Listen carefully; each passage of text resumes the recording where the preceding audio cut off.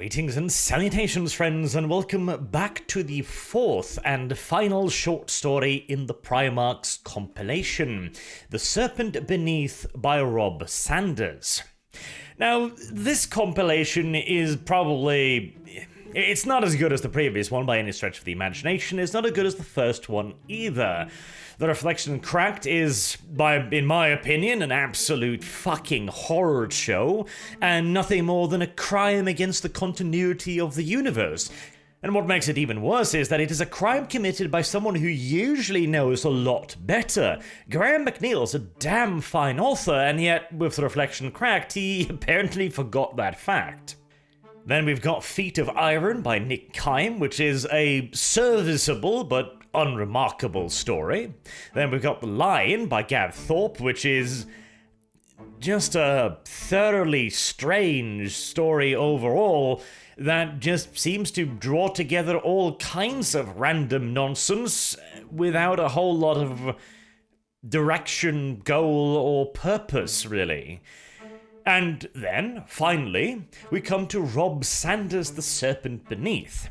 Now, Rob is by far the least famous of the four, because he doesn't do a whole lot of writing for Black Library, and that is why it's kind of interesting that out of the four, his story is by far the one I like the most.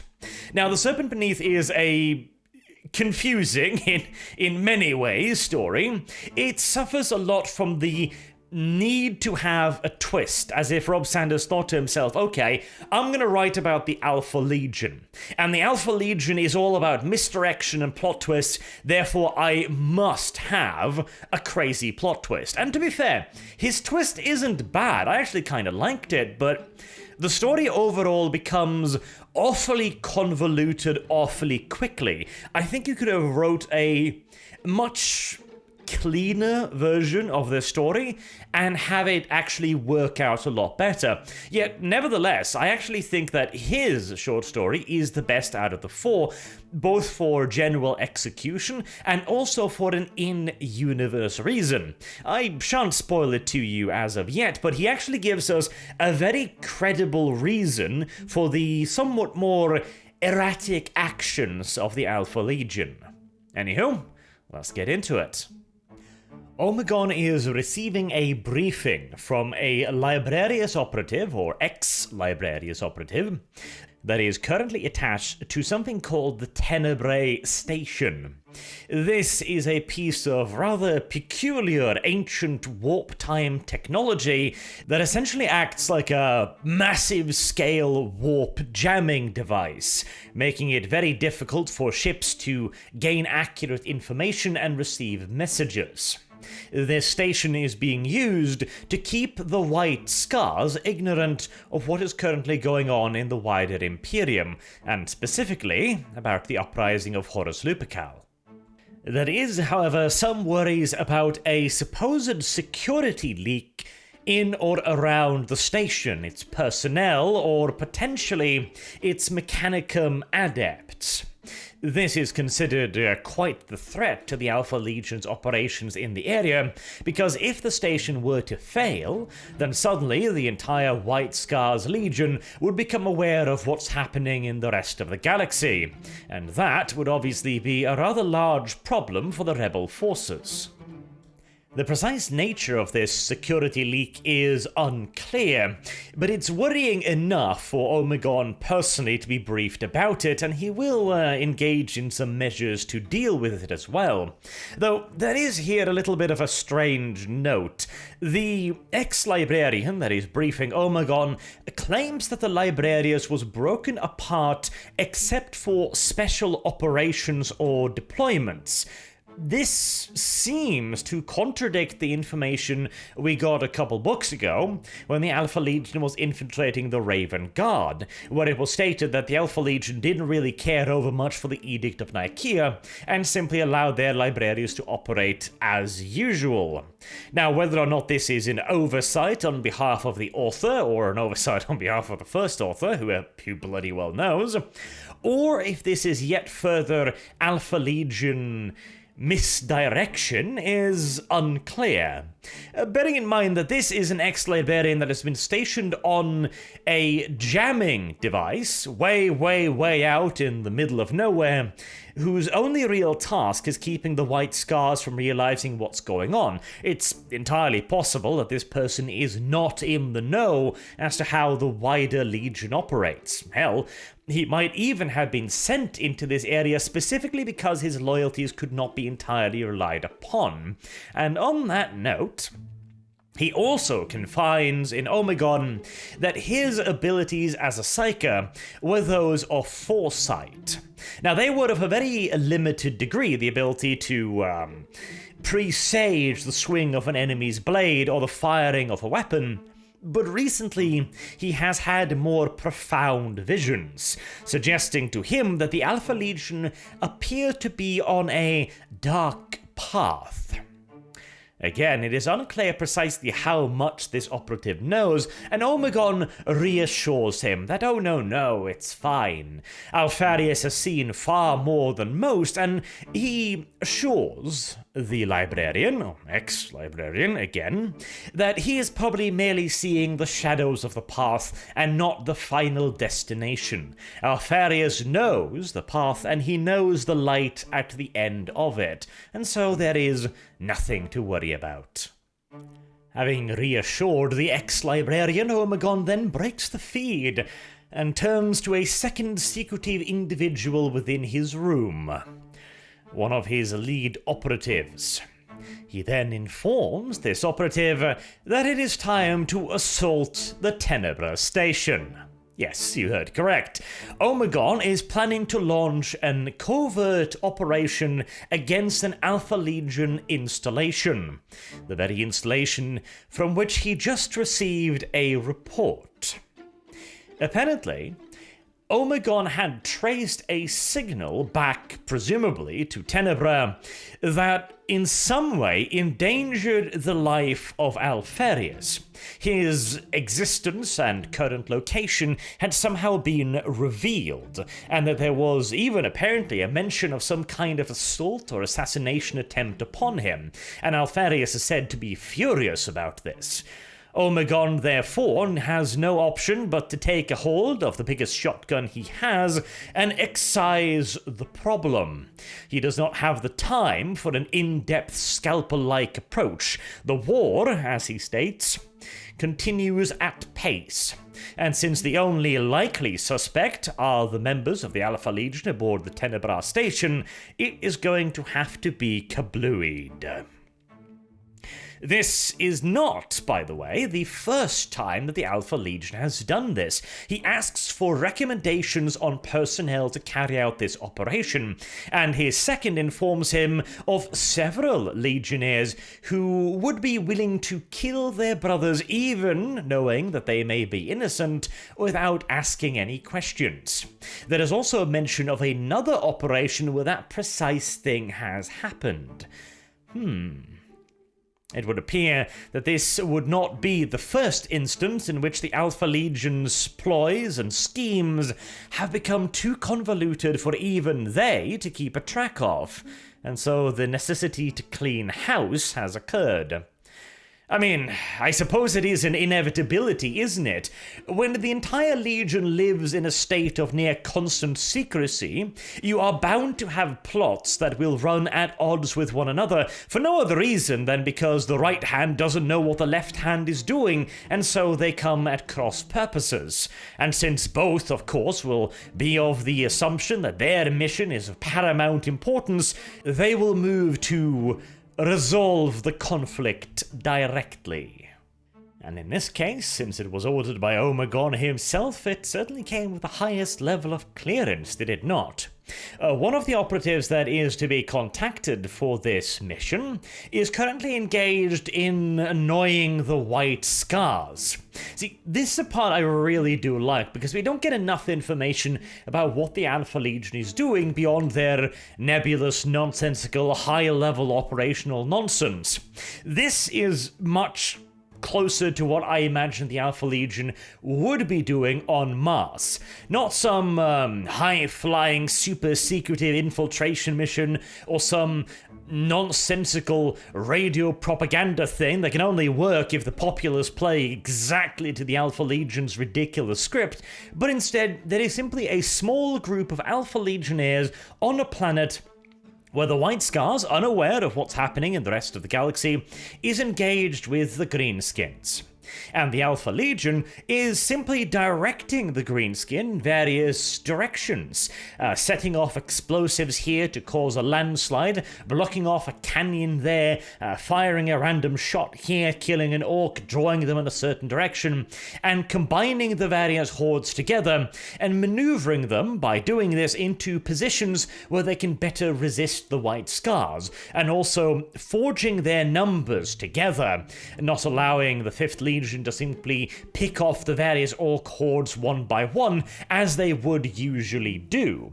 Now, this too would probably make the White Scars wonder what the fuck is going on, but, well, the sheer ridiculousness of what's happening is going to be the Alpha Legion's best defense. Even if the Alpha Legion goes like, well, this is unusual, we should investigate this, not in their wildest imagination would they ever think that there was other space marines doing this to them, because again, they don't know about the Horus Heresy yet. It's really cool, and it's described in a kind of a gritty fashion as well. The Alpha Legion, they're scarred, they're battered, they're filthy, they're smeared with soot after having basically crawled through the dirt and smoke of this volcano planet for weeks, staying just ahead of the White Scars, staying out of their crosshairs whilst directing the orcs. It's really quite cool. But of course, the Alpha Legion aren't the only ones that are going to be included within this mission. They also need a high-capacity psyker, and since the Alpha Legion Librarius has or has not been shut down, they decide to recruit outside talent. An extremely powerful psyker that has recently come to the attention of the Silent Sisterhood, who are trying to hunt her down. But an intervention force of Alpha Legionnaires managed to snatch her up and kill the Silent Sisters in the progress. That might sound like a lot of trouble to go to just find a psyker, but this isn't just any psyker. She is a very powerful one, with telekinesis powers capable of starting massive earthquake capable of toppling hive spires. That is a rarefied degree of power. And as for their third specialist, they discover an Adeptus Mechanicus adept that has apparently already been in the Alpha Legion's employ for some time, but he is considered expendable because, well, he has been working for the Alpha Legion, yes, but he's also been working for himself quite extensively, lining his pocket not only with the secrets that the Alpha Legion feed him, but those that he somewhat more surreptitiously acquires from his new masters. With these specialists in tow, the Alpha Legion Strike Force then gets a personal briefing from Omegon, how they are going to infiltrate Tenebra Station, and the goal of their mission. The goal is to destroy absolutely everything. The entire station itself is to be reduced to nothing more than rubble, and all base personnel is also to be liquidated. Both the Alpha Legionnaires stationed on site, a total of 50 of them, and an entire battalion of Imperial Army forces as well, fairly well drilled and effective ones to boot. This clearly was a fairly high security installation, but, well, I guess the damnation of the place was because it was so valuable. If the enemy had presumably infiltrated a minor area, maybe a counter-operative might be all that is required. But because this place is so valuable, the Alpha Legion can take no chances. And additionally, they also want to make sure that any leaked information, whoever had received it, might then follow that information to the source, find nothing more than rubble and stardust, and go, that's strange. The information was probably faulty, or even just flat out false, alternatively, and then they'll just forget about it and fuck off, which makes a certain degree of sense. We also get to hear about the Demiurgs here, which is interesting. Now, I actually kind of like this for a little touch. At first I was like, really? The Demiurgs? That's a strange xenospecies to just dump in the midst of this, but what they're apparently doing is they have created highly advanced automated machinery that is mining out this large asteroid. This is a process that is going to take hundreds of years, but when they are finished doing this, they are equipped with the capabilities to construct both refining plants to take the material and refine it, and then also launch it via basically electromagnetic railguns towards a location designated by the Demiurg's buyers. At first I was like, that sounds awfully complicated and stupidly slow as well, but in a galaxy dominated by the Imperium of Man, this actually makes a degree of sense, because it's very secretive. The Demiurg sending their machines into a asteroid somewhere in the middle of space, okay. It's very unlikely that the Imperium will bother scanning every asteroid. In fact, it's entirely impossible, essentially. And whilst it's just a fully automated plant, they don't need Demiurg personnel shuttling back and forth to it, or supplies of additional food, water, etc., whatever they might need. And since all of the operations is taking place inside the asteroid, it's also quite difficult to detect via scanning equipment. And when everything's finally done, they fire it at a predetermined target using, well, just good old-fashioned gravity, basically. You fling an object at a sufficient speed and, well, it will travel in a fairly predictable fashion, particularly through space. And it is also a very difficult to detect thing as well. Oh, alright, yeah, this might be 100,000 tons of debris hurtling through space, along with all of the other uncountable trillions of tons of random shit hurtling through space. The more I think about it, the more it actually does make a great deal of sense. Though the fact that it can literally take hundreds of years is inconvenient. But again, in a galaxy dominated by the Imperium of Man, what fucking choice do you really have, I suppose? The presence of these digging machines would also give the Alpha Legion infiltrators an easy way in, or, well, easy, with heavy quotation marks. Easy for the Adeptus Astartes, impossible for anyone else. This also means that they are introducing their Psyker in a little bit of an interesting fashion. The operation of the Tenebra situation requires the sacrifice of Psykers to become the warp, therefore cutting off communication by simply just ensnaring it like a black hole, dragging it in almost. And so they, well, no, the installation needs Psykers, right? The Alpha Legion has a Psyker. And off she gets sent. That's pretty heartless. Especially considering the abuse she gets put through as well before the Alpha Legion Strike Force actually rescues her from the Alpha Legion. This is going to get confusing real quick, isn't it? Anywho, the infiltrators, led personally by Omegon, infiltrate through the tunnels created by the large digging machines of the Demiurgs, and then break into the Tenebra station, freeing their Psyker ally. However, they are shortly thereafter discovered by the ex-librarian.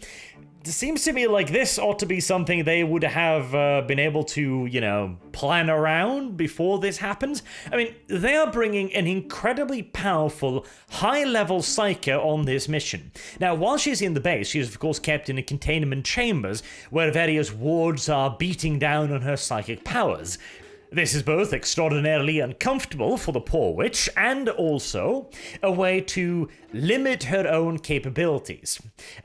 Basically, it's like having a radio set to 100 volume being kept inside of a chamber that reduces it to maybe just 10 points of volume. However, the moment they free her, which is an integral part of the plan, obviously the librarian who is stationed on the platform is immediately going to go like, oh, wow, okay, right.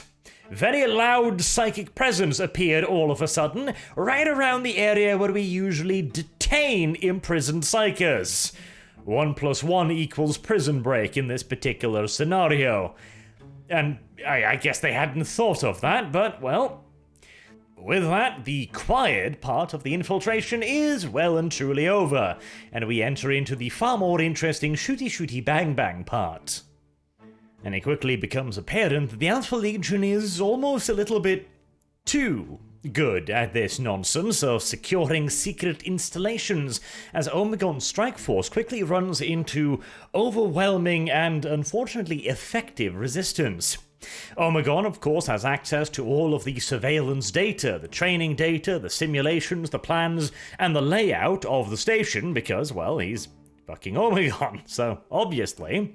However, the man in charge of the garrison has actually lied about a lot of those simulations, about a lot of those layouts, and has instead kept several countermeasures secret even from his superiors. On the one hand, I admire the degree of paranoia, and it's serving him well in this case. On the other hand, you gotta wonder if such an organization could actually function properly.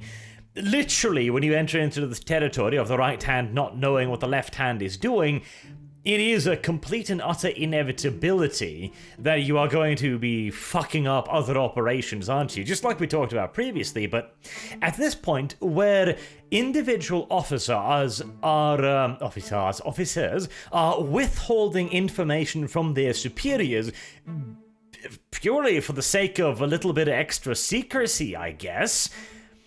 I mean, that's probably not a good idea in an, overarching organizational fashion, albeit however effective that it is now. These are somewhat extenuating circumstances, and you could certainly argue that the Alpha Legion pretty much embodies extenuating circumstances, so, I guess. Anywho, the station now needs to be destroyed. It cannot simply be captured, it cannot simply be neutralized, it needs to be annihilated. Omegon elaborates a little bit more on its nature. It is, like I mentioned, a massive jamming device, but it can also actually increase communications in certain areas. It takes the warp and it forms it. It clears certain areas whilst befuddling others. It might allow the War Master's forces, and the Alpha Legion in particular, to communicate at extremely long distances and also travel within the warp with complete security, whilst massive storms rage all around them, and they can pretty much pinpoint this effect, which is very, very, very useful. In fact, they have already, as mentioned, separated the White Scars, and also tens of thousands of other veteran troops on the other side of this blackout. They also surmise that they might have been able to destroy some 70,000 odd troops, including a Titan Legion, by simply just embroiling their area of space in storms and hopefully destroying them in the process. This is a very powerful weapon, but the reasoning for its destruction is as follows. Omegon reasons that since it is so powerful a weapon, since it is so revolutionary a force, even the risk of it being discovered and utilized either by the Loyalist forces or by Horus, the Alpha Legion not being overly trusty of their new allies, it would mean that they would have in their possession a weapon capable of potentially blinding the Alpha Legion, or at worst, if they know where they are, throw the area of warp in which they are traveling through into turmoil, and potentially therefore just sniping entire Alpha Legion fleets.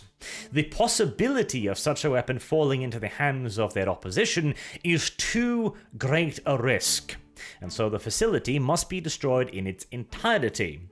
In this case, they will be using the Demiurg machines to shunt the entire asteroid into speed, and then their resident Psycho Witch, a very powerful entity indeed, will simply just give the asteroid a little touch, a little nudge. That might not sound particularly useful, but when we are talking about objects traveling at God only knows how many thousands of kilometers per hour through space, a change of half a degree That'll be an awfully lot of kilometers within an awfully few seconds now, won't it? And, conveniently enough, there's a star nearby. And again, just like Omegon, I don't care how big an asteroid this is, ram it into a star and it's gonna go away all right. And so that is their new plan to destroy Tenebra Station. Of course, they're still going to have to deal with the rest of the garrison, but that's why Omegon and his boys are there, to deal with those little interferences. And they do. But then we get our little hint about the twist that I've been talking about. Omegon is the one leading their strike force. Now, initially that seems entirely plausible because, as we've seen previously, there's not a huge amount of difference between Omegon and Alpharius and the regular legionnaires. They seem to be, in most respects, almost entirely indistinguishable from them, and so having them lead important missions like this is far from inconceivable, surely. But then, Omegon is defeated. Essentially, anywho, is shot several times, I think 2 or 3, in the chest, and then he collapses to his feet, the pain overcoming him, and he only manages to best his adversary, the garrison commander, with a trick. They have antagonized the Demiurg digging machinery into breaking out and crushing pretty much the entire installation, bursting it open to the void, killing, well, pretty much everybody that is on the station, right after having just shunted it slightly off course towards the local star. Now, you might think that, being shot 2 or 3 times would reasonably put someone on their arse, but this is a Primarch we're talking about here. Remember that short story with the lion and Kurz, where the lion shoves a sword entirely through Kurz? Kurz doesn't even really notice that. It isn't until the lion gives it a good yank, opening him up. I mean, imagine the ruination of somebody's body something like that would actually achieve. 3 bolter rounds is, that's nasty, but it's nothing in comparison. And yet here the Primarch is apparently completely debilitated by this. Not to mention, he has been defeated by, 3, 4 legionnaires? Now that's odd. And it doesn't take long after this, because I remember this was the point in the book when I was reading it, and I was like, hold on. This doesn't seem reasonable. I know that the Primarchs of the Alpha Legion are smaller than the others, but they're still Primarchs, and surely that must mean something, right? And it is then revealed that it is not Omegon after all.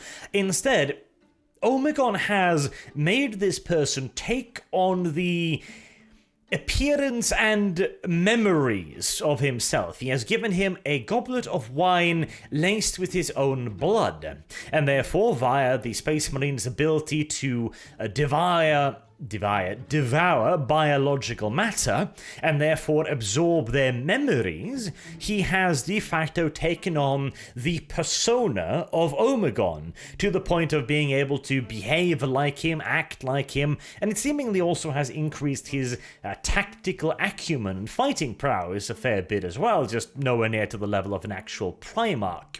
And he reveals to the rest of the infiltrators, of which not too many are alive at this point, that this was a suicide mission from the get-go.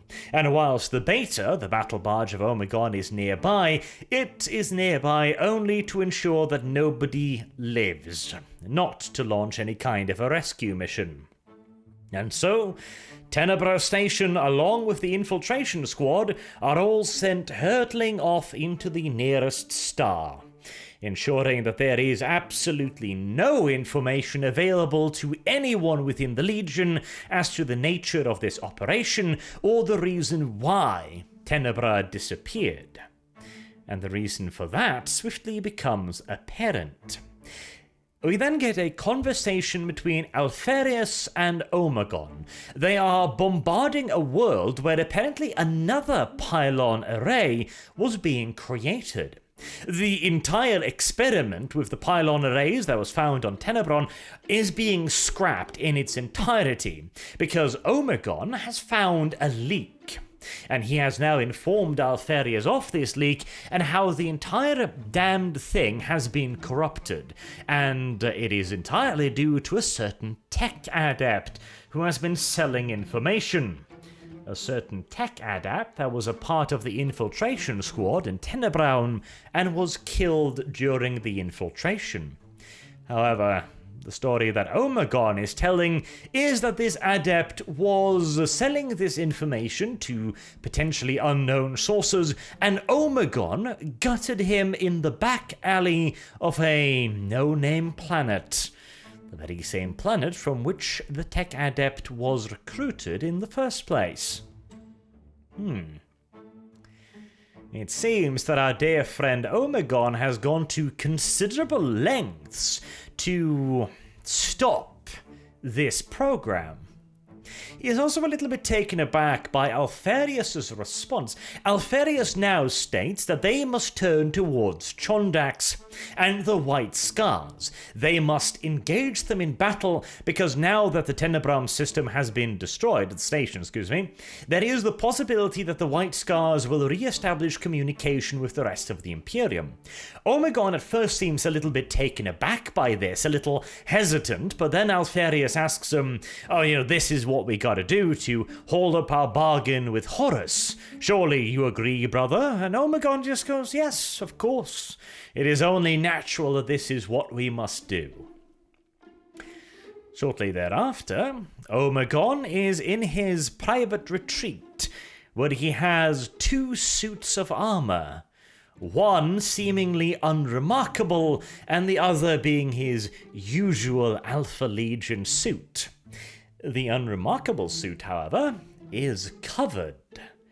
He then recites a little Alpha Legion proverb about a fruit hanging invitingly out in a sunny day as a serpent hides beneath it. And Omegon then wishes to be the serpent hiding beneath the fruit. Considering the circumstances and how he seems to be acting against Alpharius' interest, it appears as if Alpharius and Omegon are not entirely in agreement when it comes to this whole betrayal of the Emperor, and potentially also how they're going to be interacting with the Cabal. Very interesting. Now, I wouldn't go so far as to say that this story outright suggests that Omegon is a loyalist. I don't know, because Alpharius is working against the goals of the Cabal. He's not their puppet anymore. He has broken with them quite considerably, although he still works with them in a kind of superficial manner, but he clearly is not following their plan to the latter. So he is not entirely a traitor either, and now Omegon is acting against the benefit of his legion and to the benefit of the White Scars. Again, I don't think this is necessarily evidence enough to suggest that Omegon is a loyalist, but there are certainly some indications pointing towards that direction now, isn't there? The fact that he was somewhat taken aback by Alpharius' decision to then go and confront the White Scars also indicates this. Perhaps he had hoped to avoid a confrontation, hoping instead that Alpharius would consider it lost cause, perhaps, and simply just disengage entirely. Who knows? It is very interesting, though, and it also gives us a far better indication, what's the word? A justification, perhaps, for the occasionally odd behavior of the Alpha Legion. How they occasionally seem to be acting in a way that benefits the Loyalists more so than what one would presume to be their own side. It was always something that I'd kind of just notched up to the Alpha Legion being duplicitous cunts and playing everyone up against everyone because they wanted to have the advantage in the long game, but Now, I think that there might be a deeper division within the Legion, which is very interesting. On the one hand, though, I kinda... I'm a little bit of two minds on it, because on the one hand, I really do like this added complexity to the Alpha Legion. I always thought it was kind of odd how they were like, oh, well, the Eldar showed us a nice cinema performance, I guess we're traitors now. Really? That was all it took, was it? I always felt like that was way too fucking easy. And this gives us the indication that no, there was actually still a fair bit of doubt within the Alpha Legion, and at least one of the Primarchs is not at all convinced, which I like, but on the other, I also feel like this introduces a little bit of a question mark as to the operation of the Alpha Legion. If they had engaged in this kind of super duper mega uber high level intelligence and secret spy backstabbery nonsense, I can't imagine them being able to do that if they aren't all on the same side. I mean, this is an absurdly complex machine, the Alpha Legion, which is engaged in countless, again, extraordinarily complex operations. I would just think that such a system working against itself would collapse really goddamn quickly, but on the other hand, perhaps the extreme level of compartmentalization means that even if it was collapsing, how would anyone really be able to tell? If everyone is engaged with their own little secret special operation, then it would be reasonable to assume that they would have very little information, if any at all, as to the nature, the success and the problems of any other super secret spying operation. It's quite interesting. It is an oddity indeed that out of all of these authors, 3 out of the 4 being far more veteran and well known within the biz of making 40k novels, it's the least known that actually seems to have had the most respect for the 41st millennium, and actually seems to have crafted a narrative that, while still being iterative, is entirely possible and feasible within the setting of the 41st millennium. It is iteration, not revolution. It's really quite neat. Anywho, I will wrap it up there. Thank you all very much for listening, and I hope to see you all again soon with the next Horus Heresy book, which will be James Swallow, Fear to Tread. A book that I must admit I have some opinions on as well.